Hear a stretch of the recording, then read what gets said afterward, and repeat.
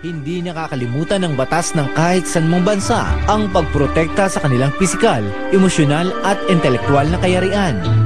Ngunit mayroon pa rin maliit na bilang ng populasyon ng mga kababaihan ang minamaliit dahil sa kanilang kasarian at sinasabing limitadong kakayanan. At ang ganitong klaseng pagmamaliit at pagmamata ay minsay dinidibdib din nila ng sobra hanggang umabot sa punto na ikonsidera nila ang kanilang sarili bilang mahina sa anumang larangang kanilang tinatahak. At sa ganitong problema ay pumapasok ang pagtulong ng mga suroptimist. Tumutukoy ang suroptimist sa grupo ng mga profesional na individual na walang ibang layunin kundi mapabuti ang buhay ng mga kababaihan. Voluntaryo nilang binibigay ang kanilang oras at pinansyal na suporta upang maiangat at mapabuti ang pamumuhay ng mga bata o matatandang kababaihan sa mga urban o rural na komunidad sa buong mundo. Mapalad din naman ang mga kababaihan dito sa Pilipinas sapagkat mayroong isang pinagpipitagang Suroptimist Club dito sa ating bansa, ang Suroptimist International of Malabon, na kamakailan ay pinarangalan bilang Most Outstanding Club ng Suroptimist International Philippines Region. Ang Suroptimist International of Malabon o SI Malabon ay aktibong nagtatrabaho laban sa anti-trafficking ng mga bata o matandang kababaihan, plant a tree at woman empowerment campaigns. Tumutulong din sila sa Women's Desk ng mga police stations sa Malabon kung saan dumudulog ang mga babaeng biktima ng pang-aabuso. Bukod dyan, ng SI Malabon ay nangunguna sa mga livelihood seminars para sa mga kababaihan ng Malabon sa pamamagitan ng tinapa at fish deboning projects at trash to treasure recycling projects ng mga balat ng mais upang makagawa ng magagandang ornamentong maaaring pagkakitaan. Batid nilang lahat ang kahalagahan ng mga kababaihan sa ating lipunan. Kaya naman ating suportahan ang layunin ng Suroptimist upang lalong maiangat ang kabuhayan at kalagayan ng mga kababaihang malaki ang papel sa paghubog ng mga kabataan. Good afternoon. Magandang hapon Pilipinas, Luzon, Visayas at Mindanao. Mindanao, Visayas at Luzon. Araw po ngayon ng Huwebes, September 15, 2011. Muling sumasa inyo ang palatuntunang Sunshine Philippines Movement SPM on Air. Kasama po ang inyong mga hamak na lingkod sa Impapawid. Ako po si Fernan Emberga. At ako naman, si Hannah Sancho. Magandang araw sa iyo, Fernan, at magandang araw hindi lamang sa mga tagapakinig natin sa DZAR, Sunshine Radio, maging yung mga nanonood sa atin via the internet sa www.sunshinetvradio.com. At ang kanilang napakinggan a while ago, Fernan, na radio documentary ay patungkol sa ating magigiting na mga kababaihan, lalong-lalo na dyan mula sa Malabon. Mula sa matulaing syudad na, di ba? Syudad na. Dati bayan ng Rizal yan eh. Matulaing Malabon. Ano, pambihira yung Malabon kasi sa kabila nung yan ay laging may mga lugar na laging binabaha. Kumbaga naipo-project nila yung lugar na isang lugar ng mga makata. Talaga? Oo. Ganun makakata yung mga tao doon? Maraming alam mo yung yung author ng Ikabod. Taga Malabon yun. Taga Malabon yun. Sa literatura talaga, Fernan, marami ka talagang alam. Yung pelikulang ipinanalo ni Brillantes wala doon sa Malabon ay, di ba, tungkol sa Malabon din yata yung isda. Ayun. Yung indie film na yon na ginawa ni Brillantes. Well, para mas makilala natin, Fernan, ang Malabon at yung mga, sabi nga doon sa radio documentary, Fernan, yung mga kababaihan paminsa, madalas, ewan ko lang kung hanggang ngayon, madalas pa rin ba na dina-downgrade ang kakayahan ng mga kababaihan. Walang grupong ito, hindi lamang sa Malabon, kundi sa buong mundo. Buong mundo. Ayan, ipinapakilala na maraming nagagawa ang mga kababaihan.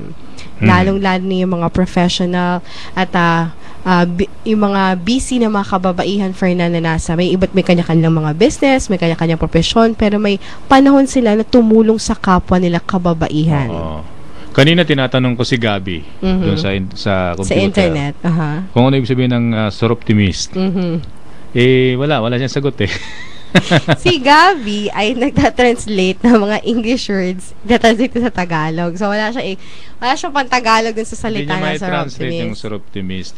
Si Pangalan Gabi yun ng Dictionary. grupo nila, Fernan. Ayan. Pero, Mas dahil, di ba yung grupo ng mga kababayan sa college, sorority, aha, baka medyo magkalapit doon. may relasyon Latin doon. kasi yung pinag-umpisahan ng word na Sir Optimist, Mm. Soro, tsaka Soro. Optimist. Ayun. So, Okay, sa pinagsama, English, no? for women, sa Tagalog nga yung Optimistiko. pinakamabuti para sa mga kababaihan. Mm. Ayun. This afternoon, ang boses na napapakinggan, mga kaibigan, siya po ang presidente ng Sir Optimist International of Malabon. Yan, pabatiin natin sa ating mga tagapakinig. Walang iba ko ni si Miss Jeannie Sandoval. Good afternoon po, ma'am, at welcome sa SPM On Air. Good afternoon. Magandang hapon sa inyo, Fernan at Hana. Nais ko pong magpasalamat sa pagkakataong binigyan niyo sa amin para maiparating sa inyo mga tagapakinig ang tungkol sa Sir Optimist. Napakaganda nga ng introduction niyo kanina. Oo. Kuhang-kuha niyo talaga ang meaning ng Sir Optimist. At hindi nag-iisa si Miss Jeannie Fernando. Kasama din niya natin ang Si Binibining Betsua, ang treasurer. Ingat Yaman.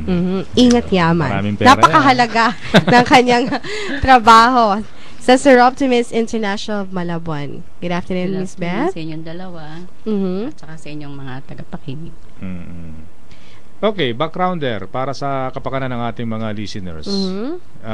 Ano ba yung Sir Optimist? Papaano po ito nabuo? At kailan po siya nagsimula sa Pilipinas? Lalong-lalo na po sa Malabon. Nakarating sa Malabon. Mhm. Ang Sir Optimist kasi ay binuo sa Amerika noong 1921 sa Alameda County, California. So, nakarating to sa Pilipinas, 1966. Ang founder namin ay si Mariquit Castelo. Galing siya sa Manila. At so, from 1966 hanggang ngayon, very active ang mga Sir Optimist. Meron kaming 2,000 members mahigit dito sa Pilipinas at 80 clubs. Pero sa buong mundo, we have 95,000 members out of 120 countries and federations. So yung Malabon, isang club lang yon. Isang club lang yon. Okay, ano yung vision, mission, yung advocacy ng inyo pong grupo? Nilalayon namin, ito po ay samahan ng mga professional women nga, na may mga careers at medyo nakaaangat na sa buhay at gusto nilang makatulong sa mga kababaihang sa makabuluhang way sa kanilang pangkasunsugan, iangat yung antas ng kanilang edukasyon, yung kanilang pamumuhay, yung pinansyal, at saka yung kung may mga problema sila sa legal at sa politika. Kasi isa sa mga advocacies ng Sir Optimist ay yung ihinto, stop violence against women and children, at saka yung stop trafficking. So, pwera pa yun dun sa mga ibang bagay na pwedeng makabuti sa kanilang kabuhayan.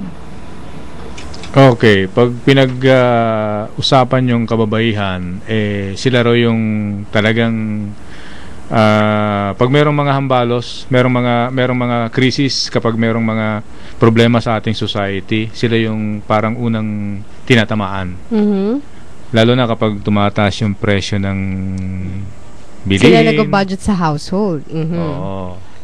Kapag merong mga problema pangkalusugan sa mga bata, sila yung unang kumbaga nakakaramdam ng hirap. Although sila man ang unang nakakaramdam, Fernan, sila din ang unang-unang haharap ng mga problemang iyan. Kasi lahat naman tayo kapag may problema, lagi tayong bumabalik sa nanay natin, ano? Parang siya yung napagpapahinga natin ng loob. Kaya ang laki ng role ng kababaihan sa society, di po ba, ma'am?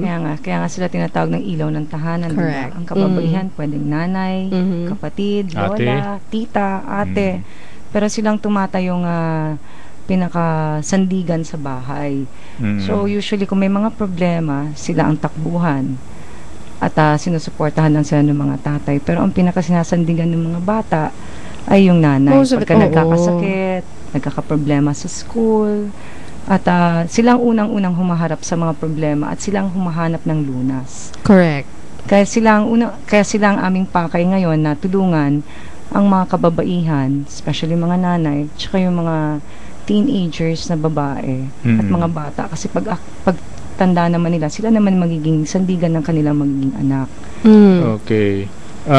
Ma'am Beth, sa ngayon ba, ano yung pangunahing problemang kinakaharap ng mga kababaihan?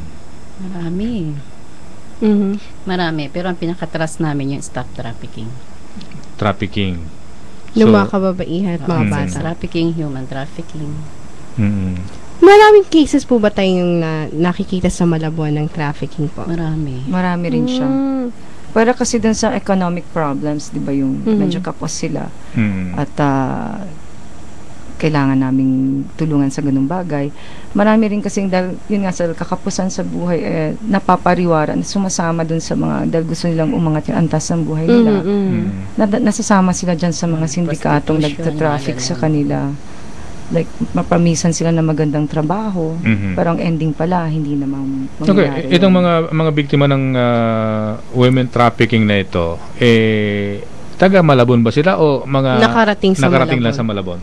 Merong Taal na tiga Malabon. Meron din namang nakakarating sa Malabon. Kasi maraming mga transient din kasi doon na mga kababayan natin. Dahil diba, since malapit din tayo sa pier, maraming galing sa barko. At ang unang hihintuan naman nila ay Malabon na botas. Ayun. So, yung may mga cases tayo nakikita sa Malabon na trafficking, anong role na ginagawa po ng Sir Optimist International of Malabon? Ano yung unang-unang halimbawa, may sa police station, nalaman po natin na may mga na-traffic na mga women, tinatap kayo ng police station. Ano po yung naging role natin doon? At the club level kasi ang ginagawa namin, mayroon kami tinatawag na ADAP a barangay. Pagkatapos, naglalagay kami doon ng PNP Women's Desk. Ayun. Na tinatrain namin yung mga lupon at kung sino mga kababaihan doon na pagka meron nagko-complain na biktima sila ng domestic abuse, nagbubog sila ng mga mister nila o merong mga karahasan na nangyayari sa kanila like panggagahasa or whatever.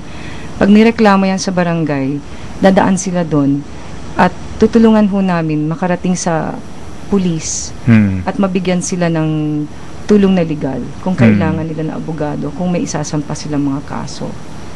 So in that way, tumutulong kami. Pero pagkatapos nun, syempre, pinaka-importante ay yung pag-rehab nung biktima.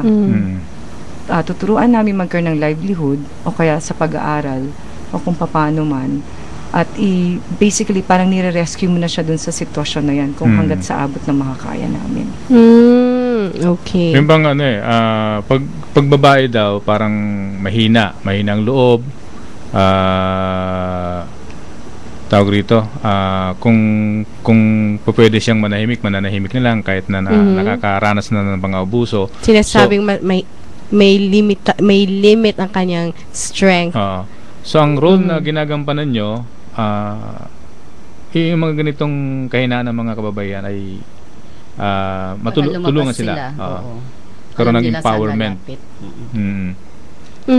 Yung ano po ma'am, kasi halimbawa din yung mga victims po ng maliban pa dun sa yung mga women's desk na nilalagay po natin sa in-adapt po nating barangay, mga ilang pong barangay ang na-adapt na po ng Sir Optimist International sa Malabon po, tas nalagyan po natin ng women's desk.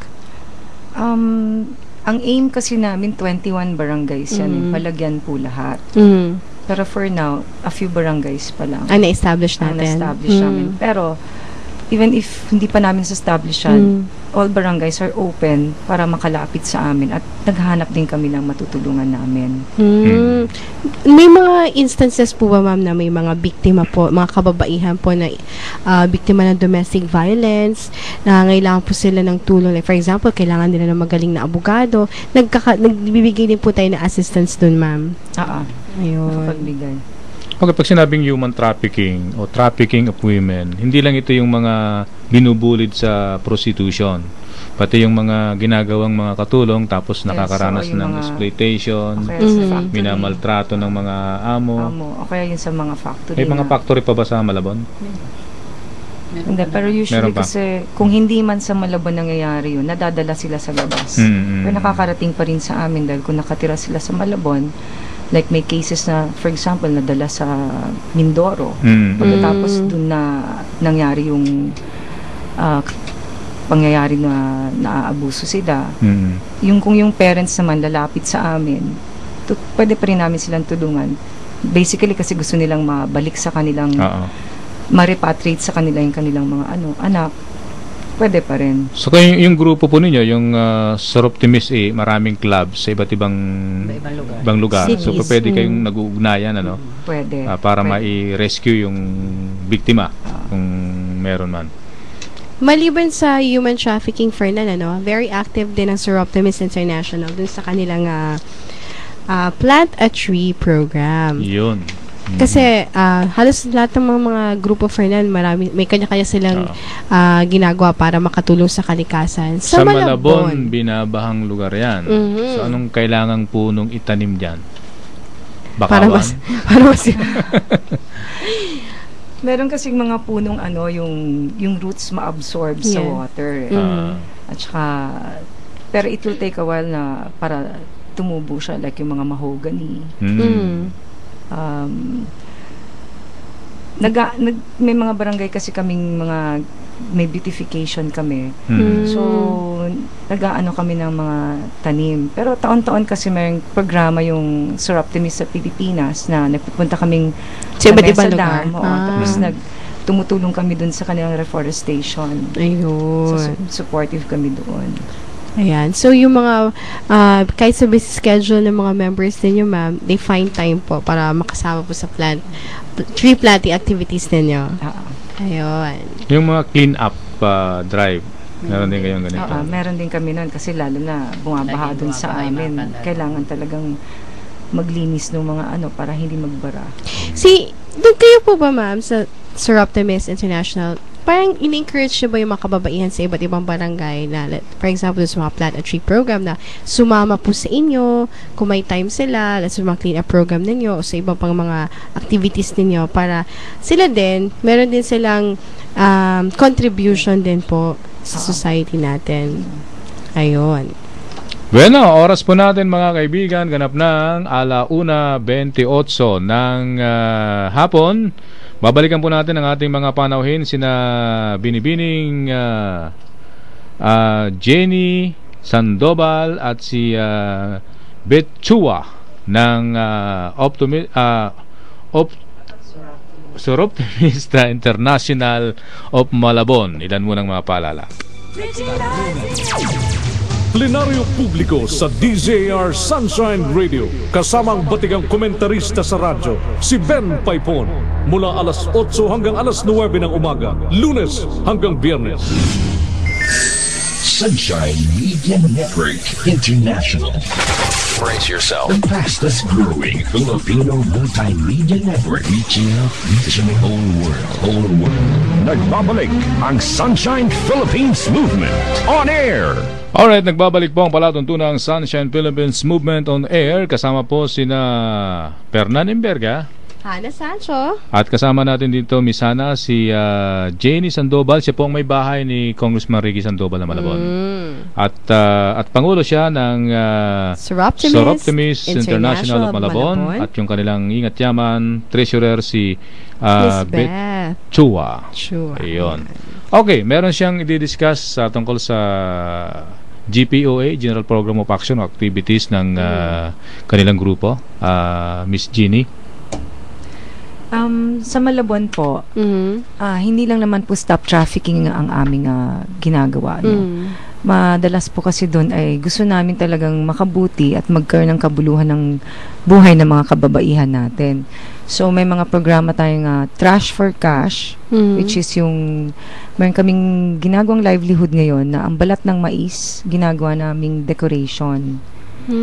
So at the same time nakakatulong ka sa environment, nakakadagdag ka pa rin sa kabuhayan ng ating mga kababaihan. Marami po kasi ang kababaihan pwedeng nasa bahay lang at nakakadagdag yon sa kanilang pang-araw-araw na gastusin. Makakatulong din yan sa kanilang pag-aaral ng kanilang mga anak. At yun din ang isa sa livelihood namin ay yung deboning at pagtatapa. Meron din kami mga programang katulad ng Women's Opportunity Awards. Ang ibig po sabihin nun ay binibigyan namin ng pagkakataon ng mga kababaihang na mag-aral, lalo na kung sila ay breadwinner at kapos ang kanilang kakayahan para matustusan ang kanilang pag-aaral. So kung sila po ay naka-enroll sa undergraduate studies o vocational school, pwede siya mag-apply at pag siya po ay nanalo, ay mabibigyan po siya ng $5,000 ng Amerika para makapag-aral siya at matulungan niya yung kanyang mga pamilya. Example po dito, kasi like yung merong mga 6 anak, hiwalay sa asawa, pero magaling naman mag-aral. At pagka-graduate, nakakapagpundar ng negosyo, nakakatulong din sa ibang mga kababaihan. Ayun. Isa rin po dito ay Violet Richardson Award. Si Violet Richardson po is yung founder kasi ng Soroptimist. Ang aim po nito ay para dun sa mga teenagers na between 14 to 17 years old na nagboboluntaryo para mapabuti rin ang buhay ng kanilang kapwa mga teenagers o ibang kababaihan. Kung gusto nilang magsugpo ng drugs o mag-maintain ng negosyo o mag-ano ng kalinisan sa kanilang environment. Isa pa dito ay ang signature campaign ng Soroptimist, yung Live Your Dream campaign. Yun po ay kahit na gaano kakapos, ay may posibilidad pa rin magkatotoo ang iyong mga pangarap sa buhay. So, pwedeng mag-apply ng grant at pag ito ay nabigyan ng pagkakataon, ay pwedeng mangyari to. Ayun. At isa pa dito ay yung workplace campaign to end domestic violence. Kaya wag mawalan ng pag-asa ang mga kababaihan. Meron kayong masasandalan sa amin na pwede kayong tulungan dito sa inyong mga problema pag kayo po ay inaabuso. Ang Ruby Award naman po ay award para dun sa mga kababaihang kinikilala sa kanilang profession, sa kanilang larangan. Isa po sa naging Ruby Award namin dati ay si Karen Davila. So, ang kanyang advocacy ay empowerment at pagtulong sa mga kababaihan. Isa pa po sa mga programa ng Soroptimist ay mga disaster grants, like yung nagkaroon po ng Ondoy, nagpadala rin po sila ng tulong dito sa Pilipinas para sa ating mga kababayan. Ang pinaka-signature campaign ng Soroptimist International Philippine Region ay yung tinatawag na Unsung Hero Award. Yun po ay parang katumbas ng Ruby, pero ang pinagkaibahan po ay volunteer na mga kababaihan na kapos din sa mga resources, pero nakakatulong pa rin sa mga kababaihan katulad nila. Isa po dito ay yung naging nanalo po na taga Malabon, ay nagkaroon po siya ng ng lying-in clinic at tinatawag na Mother's Clinic. Siya po ay tumutulong sa mga kababaihan sa larangan po ng mga maternal health, tungkol po para po masugpo ang maternal mortality, ang pagpapapap smear, at kung ano pang kalusugan ng pangkababaihan. So, kahit po kapos ang kanyang mga resources, ang dami po niyang kababaihan na tutulungan. At isa po kami dun sa mga tumutulong sa kanya. Ayun. Very active po kayo dun sa kalusugan ng mga kababaihan. Like for example, marami kasi sa mga nanay po, sa sobrang busy ng trabaho nila sa bahay, sa mga gawaing bahay, sa pagpapalaki ng kanilang mga anak, isinasalang-alang nila ang kanilang sariling kalusugan, yung welfare ng kanilang kalusugan, napapabayaan nila. Nagbibigay po ba kayo ng mga libreng pap smear? Nagpupunta kayo dun sa mga barangay? Yun. Okay. Yun nga, kaya tumutulong kami dun sa mga samahan na merong mga clinics, may mga foundation din, at may mga grupo-grupo na silang mga kababaihan. Ma'am, gusto ko na po balikan yung nagbibigay po kayo ng libreng scholarship dun sa mga nagbibigay ng grant para makapag-aral ang isang kabataan, ano? Meron po ba kayong binibigay na certain requirements po para bago sila makapag-apply? Application form. Nagbibigay kayo ng application form, may hinihingi po ba tayong requirements mula sa kanila? One of the requirements is nakapag-enroll siya sa isang undergraduate course or vocational course at siya ay breadwinner sa kanyang pamilya. Tapos, bibigyan namin siya ng application form, gagawa siya ng salaysay niya, at ibibigay namin yung kanyang application at the federation level, pagkatapos papadala yan sa Amerika. Pagkatapos isi-screen nila yan. Mga ilan na po nabigyan natin ng grant coming from sa Malabon area po? Sa Malabon kasi 2 years ago, naging second runner-up yung aming candidate eh. So, Mm. nabigyan siya ng $3,000. So, malaking tulong yan sa kanya dahil meron siyang 4 sila. 3 sa kanya mga kapatid ay mga physically disabled, yung hindi makalabas ng bahay at naka-wheelchair at kailangan talagang alagaan. Pagkatapos ang parents siya pahiwalay. So basically, ang kanyang 5 silang kanyang tinutustusan. Ang kanyang trabaho before is manaka-naka lang, kumikita lang siya ng 200 a day. So talagang hirap na hirap pero matalinong bata siya.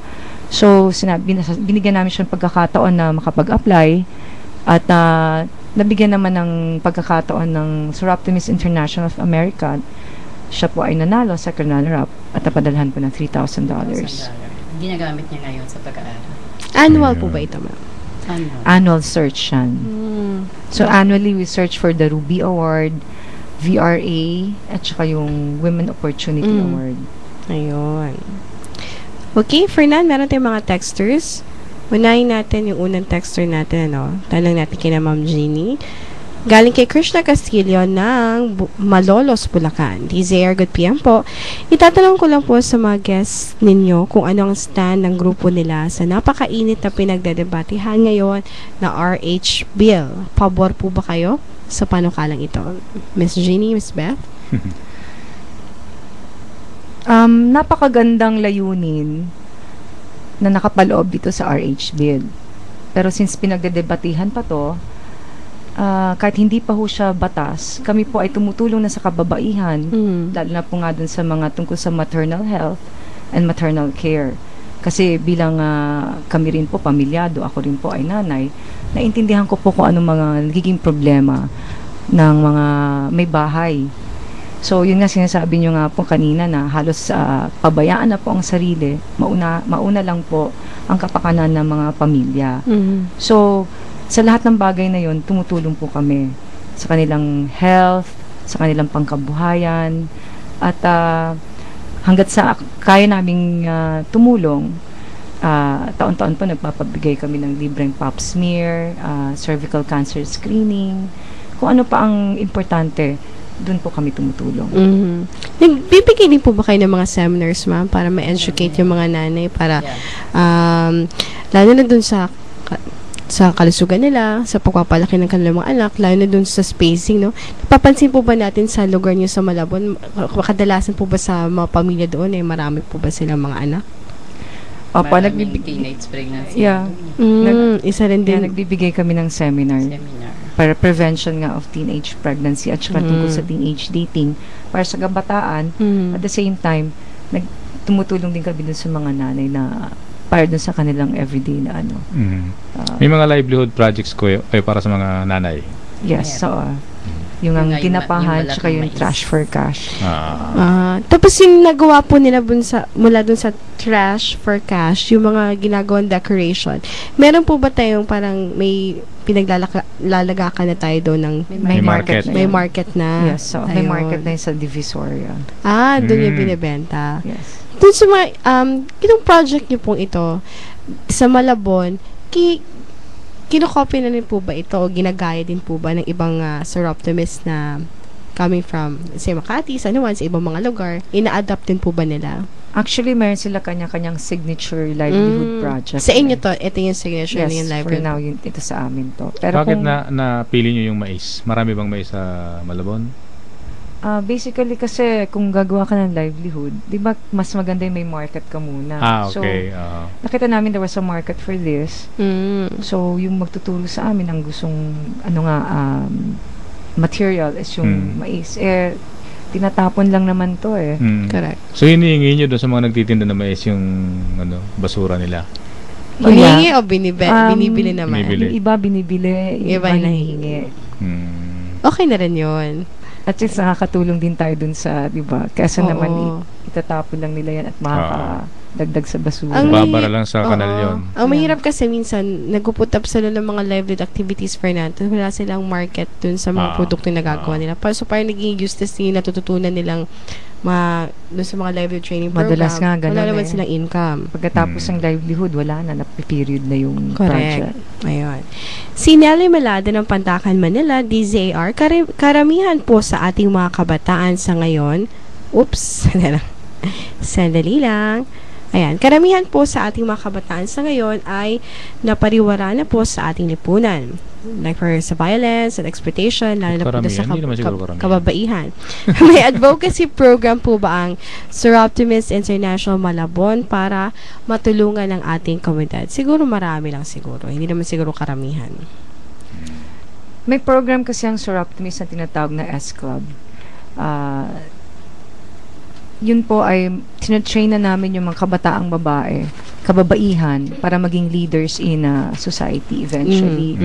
So sa maagang pa lang panahon, hinuhubog na namin sila at nabibigyan din sila ng mga proyekto para ang kanilang panahon ay nagugugol sa makabuluhang bagay. Kasi madalas nga, like yung pinag-uusapan nga kanina, yung teenage dating, tsaka yung teenage pregnancy. Nabibigyan sila ng seminar at nagkakaroon sila ng counseling pwera dun sa livelihood kasi dapat overall maging well-rounded yung at saka values formation para maintindihan nila kung ano yung nangyayari. Kasi madalas po dun sa mga napapariwara ay walang guidance. Masyado ring busy siguro yung parents o yung sa surroundings nila, ganyan na nakikita nila. So nag-iipon kami ng mga kabataang kababaihan para mapagtulungan namin na maturuan din nila yung mga kasamahan nila. So, yung mga S-Club na yun ay galing sa mga public high schools at dun sa mga, mostly ang mga members ay yung talagang mga dedicated siya yung gustong matuto, nag-aaral mabuti at gusto maging magandang kanilang kinabukasan. Ayun. Another text galing kay Miss Nice ng Bulacan, DZAR. Ano-ano po ang mga livelihood projects or programs mayroon ng grupo nila para maiangat ng konti ang kabuhayan ng ating mga kababaihan, especially sa mga tinatawag na mga single moms po. At taga-Malabon lang po ba ang kanilang tinutulungan? Salamat po. Sa ngayon po mga tiga-Malabon, pero kung meron namang ibang gusto magpatulong, open naman po ang aming pintuan para sa lahat. So, example po ng aming mga livelihood ay yung trash for cash nga, yung balat ng mais, gagawing decoration, yung deboning ng bangus, eventually magiging daing siya o tinapa. Binubunless yung bangus. Binubunless. So, sa susunod po, magdadala kami dito ng aming mga produkto. Nako, sarap nun. Ibig sabihin, hindi lang pala pag-asilang nagdedebo ng bangus, ano? Marami ding bangus sa Malabon. Coastal ang Malabon. Yes. So, talagang sa kabagsakan ng mga isda. Yun nga, may consignation doon at gumagawa rin ng bagoong, patis. So basically, kung anything to do with the sea and the mga isda. Ayan. Paano po natin natutulungan yung mga kababaihan sa lugar natin na ma-empower yung kanilang mga karapatan? Kasi maraming mga kababaihan, although biktima na po sila ng domestic violence, tahimik lang sila. Yung iba naman halos mamatay na. Ayaw pa rin nilang sampahan ng kaso yung asawa nila. Paano po ba natin sila, let's say, ini-encourage na sana mabago yung mindset nila, no? Para ipaglaban yung kanilang karapatan. Ano po ang pwede natin gawin doon? Basically, isa sa aming mga ginagawa yung public awareness. Para malaman ng mga kababaihan, lalo na yung mga naapi, na meron silang pwedeng takbuhan. Na ito yung mga programa ng Sir Optimist. Kaya nga nagpapasalamat nga ako at napaunlakan nyo kaming mabigyan ng pagkakataon para maipaliwanag yung mga programa namin ngayon. At hindi lang naman kami bumababa rin kami sa mga komunidad. Kaya ngayon may mga ina-adapt kaming barangay, tapos nagpapaseminar kami at sinasabi namin, hindi kayo nag-iisa. Basically, yung women empowerment ang aming pinaka-aim. At hindi lang naman to dahil i-rescue nyo, kailangan din po ng values formation at yung rehabilitation. Tapos, kailangan din syempre iangat yung antas ng buhay nila. Madalas naman kasi kaya hindi sila makaimik, hindi sila makaalis dahil wala silang pupuntahang iba. Correct. At kapos sila sa financial. Ano naman mangyayari doon sa mga anak nila pagka bigla nilang iniwanan yung sitwasyon nila, di ba?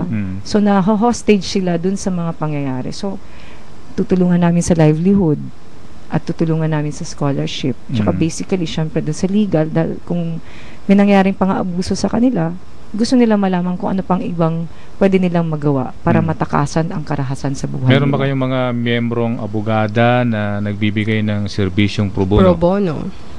Meron din po. Ayun. Doon po sa mga professional women sa nakikinig, mga professional na mga kababaihan na nakikinig po sa atin na interesado po maging membro ng inyong grupo, ano po bang requirements ang hinihiling nila? Like for example, taga Malabon po sila at interesado din po silang sumali sa iyong grupo. Paano po silang maging membro po ng Sir Optimist International sa Malabon? Mag-a-apply lang naman po sila sa amin. At ang pinaka-importante lang naman ay ang kagustuhan nilang tumulong at magbigay ng oras. At magtulong-tulong na lang kami sa proyekto. Pwede nila akong makontak at maging mag-member. Walang initiation dito, walang haste. Sa sorority, meron. At mga professionals naman sila, Fernan. Ayan. Wala na yung sa isip nila yung mga ganong klase. Kamusta nga pala si Congressman Ricky? Okay naman siya. Anong pinagkakabala niya ngayon? Nagbe-business kami and then nagsisports din. So, may mga ano siyang ginagawa from before na pinagpapatuloy pa rin namin. Tumutulong pa rin kami sa mga tao kasi lumalapit pa rin sa amin mga tao. At yun yung basic ng ginagawa namin. Oo, once naging public servant ka, kahit hindi ka na hinalal babalikan ka pa rin ng mga tao. Hindi na mabubura yun. Hindi na mabubura yun, Fernan. Si Matt ng Valenzuela, DZR, it's good to hear na mayroon po pala mga women's group dito sa bansa natin na katulad nila. Uso kasi ito sa abroad, pero ngayon ko lang po ito narinig sa Pilipinas. Ayan, nice, and kudos to them all. Ayan. Oo naman, kasi marami namang andyan ang Rotary Club, andyan yung Lions Club, at marami pang club, pero hindi masyado natin naririnig yung mga women's club tulad ng Sir Optimist International na marami din ginagawa para sa welfare ng mga kababaihan. Ngayon, parati na nating maririnig. Yes, ayan. And I'm sure, mas marami pa sila mga kababaihan, mga bata, mga teenagers na matutulungan. At, yung mga tulong na ginagawa po natin, paano po natin nasusustain yung mga implementations natin, yung mga fundings po natin, 100% mula lang po sa mga members? Meron po ba tayong mga sinusolicit or galing sa abroad, donors? Fundraising kami. May mga upcoming fundraising or upcoming events po ba tayo na dapat nilang abangan? May mga pinaplano pa lang Dream raffle ticket kami right now. Isa yun sa fundraising. Tapos sa December, may pinaplano pa. Ayan. Yung Dream Raffle ticket, ang first prize kasi is Vios. Parang raffle siya na. Para sa mga taga Malabon, pwede kami sumali. Kahit kanino. Parang lang ba sa mga babae yun? Hindi naman. Kahit sino kung Pag gusto. fundraising for that, open sa lahat open yan. Kung sinong gustong bumili ng ticket, di ba baka swertehin naman at manalo Oo ng nga. Vios. Oo nga naman. And of course, Fernan, i-congratulate natin si Miss Jenny dahil siya ay na-recognize as the most outstanding club president for 2010-2011 ng Sir Optimist International Philippines Region. Ayan. Ibig sabihin, napaka-busy niyo po talaga, ma'am, ano, para sa mga gawain ng Sir Optimist International. Ano pong mensahe ninyo sa kapwa niyo kababaihan, ano, na kahit busy yung schedule nila, no, kahit kailangan ba maging members ng ganitong klase organization para makatulong sa kapwa nila. Ano pong, para ma-influence natin yung other na mga kababaihan na i-share ang talents nila, share yung kung ano kung ano po yung pwede nilang ma-share, maibahagi para makatulong ngayon muna natin sa kapwa nila. Si Miss Ma'am Beth. Chua. Sa mga nakikinig, open kami kung sinong gustong handang tumulong, willing i-share yung talent nila, yung service nila, para ma-benefit yung mga kababaihan, women and girls. Pwede nila kaming kontakin. Mag-iiwan kami ng number mamaya. And we'll announce it. Si Ma'am Jenny. Sa ating mga tagapakinig, alam ko pong marami dyan ay gusto talagang tumulong sa kanilang mga kapwa, lalo na po sa mga kababaihan. In your own little way, I'm sure nakakatulong kayo sa inyong mga kapwa, sa inyong mga kapaligiran. Pero ang pag-join po sa Sir Optimist International ay isa sa mga tulay daan para maging mas malawak ang pagtulong, kasi magiging collective ito as a group, at magiging mas malaki ang chance para mas lalong lumawak ang pagtulong sa ibang tao. So, kung gusto niyo nga, sabi nga ni Beth, kung gusto niyo nga mag-share ng inyong talent, ng inyong time, yun ang pinaka-importante, ang willingness na mag-share. Ayun. Thank you very much sa time ninyo, Ma'am Jenny, and of course kay Miss Beth Yung number Chua. niya. Oo, paano pala kayo makakontak, Ma'am? Anong number nila pwede kayo Yung tawagan? number ko, 0917-3823-230. Ayan. So, dun sa mga interested na sumali. Dun sa mga interested po na sumali sa organization sa Optimist International. May website ba tayo? Website. Meron. Para ma-check po nila yung mga ginagawa po ng Sir Optimist International. Ang website. Actually, pwede na i-search sa mga search engines na Sir Optimist International. Okay. Ayan. At makikita din nila yon at malalaman nila yung mga iba't ibang activities na ginagawa ng Sir Optimist. Ayan. Ang aming website is siroptimistmalabon.blogspot.com. Ang email address namin ay simalabon@siroptimist.net. Ayan. Alright. So, Okay. sa mga interested na sumali sa kanilang mga activities, ayan, please do contact Sir Optimist International. Once again, thank you very much, our President ng Sir Optimist International of Malabon, Ms. Jeannie Sandoval, and Treasurer ng Sir Optimist International of Malabon, Ms. Beth Chua. Maraming salamat and for gracing our program, Sunshine Philippines Movement on Air. And of course, sa ngalan po ng ating founder na si Pastor Apollo Siquipuloy, maraming salamat sa iyong pakikinig. Ako naman po ang inyong likod, Miss Hannah Sancho. Sa ngalan po naman ng ating kagapay sa technical side, sina Rodel Hernandez, Michael Munar. Sino ba? Siner Dison. Ako po naman si Fernan Emberga. Maraming salamat po sa inyong pagsubaybay.